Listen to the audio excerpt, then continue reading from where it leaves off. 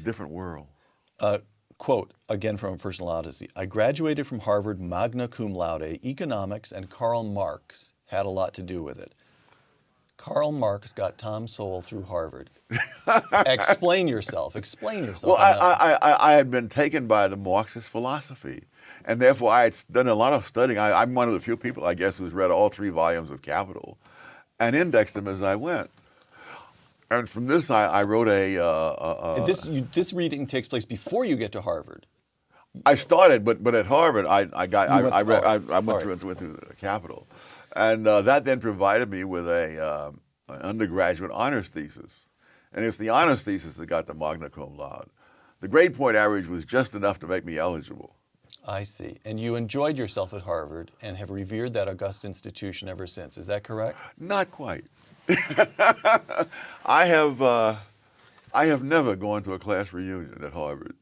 Even when I was teaching at Brandeis, which is about a 20-minute drive from Harvard, what I saw there that bothered me is what bothered me ever since. There was the sense that we don't really need to test for evidence. If all we bright good fellows all believe this, it must be true. So you got the sense.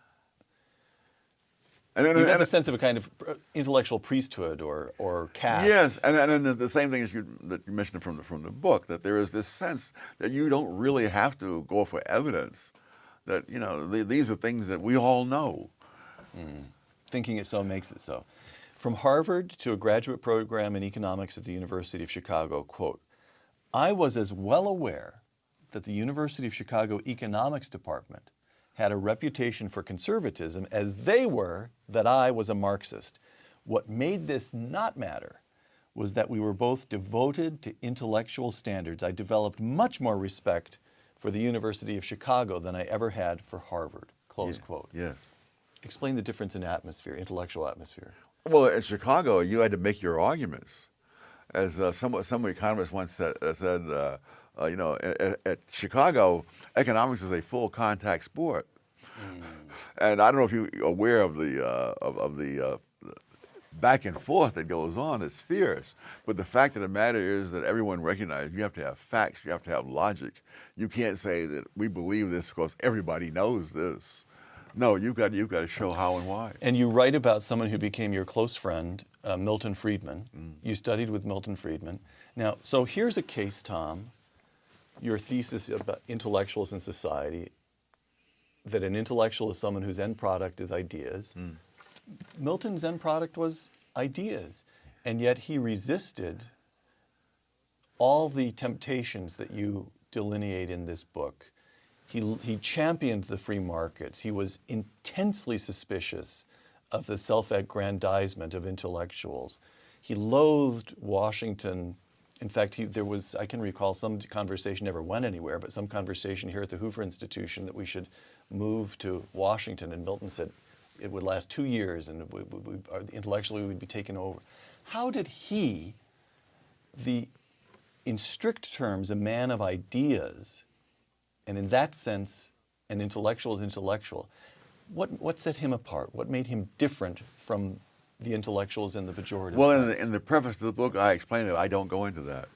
I'm trying to get a little extra out of you here. I did not try to explain every sparrow's fall.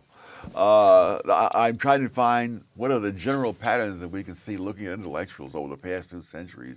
And I specifically say Milton Friedman is a classic example of someone who did not do it that way. Although Milton himself somewhere pointed out that at a very early period in his life, he was a Keynesian. He was certainly a liberal. Okay, But he moved beyond that. And a lot of people do. I would say most of the conservative intellectuals were at some point in their lives on the left. I mean, Hayek was a socialist.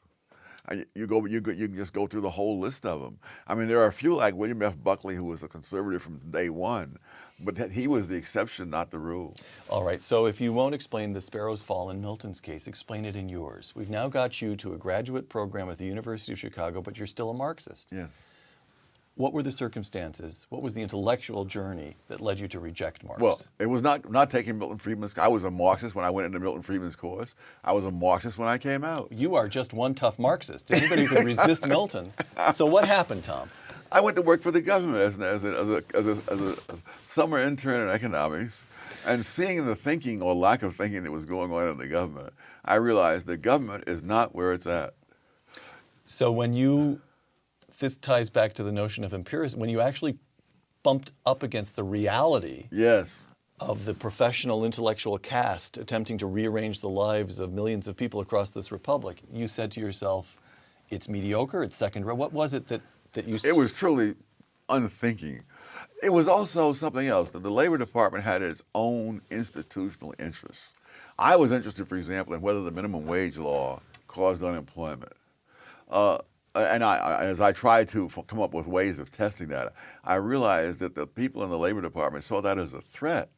I mean, they were appalled as I gave some ways we might try to test this, because they had no desire to test the minimum wage law, which provided 1/3 of the funding for the U.S. Department of Labor. I see. And so once you say the government agencies have their own institutional interests, so don't look for them to serve the interests of others. I mean, to me, the question is, are all these teenage kids going to go without jobs and end up on the street and in crime and all the rest of it? That was not their top priority. And I realized other people's well-being would never be the priority of politicians and bureaucrats. All right. After you leave government service in Washington, you go back to academia, where you've had a long and extremely distinguished career. You've taught at institutions that include Amherst and Cornell and UCLA. You've been a fellow at the Hoover Institution at Stanford University for some 3 decades now. And yet, you spent this time swimming, so to speak, against that tide, the intellectual tide that you describe here. Yeah. I'm just probing one more time, and you feel perfectly free to swap me down one more time if you'd like. What made you different, Tom? What is it in your character, your background, what permitted you to resist these temptations, to see them in the first place? Well, like others, I did not successfully resist them at first, but as time went on and more evidence accumulated, I wasn't as prepared as some others were to just keep explaining away all the evidence. So it's your impulse toward empiricism. Let's Yeah. test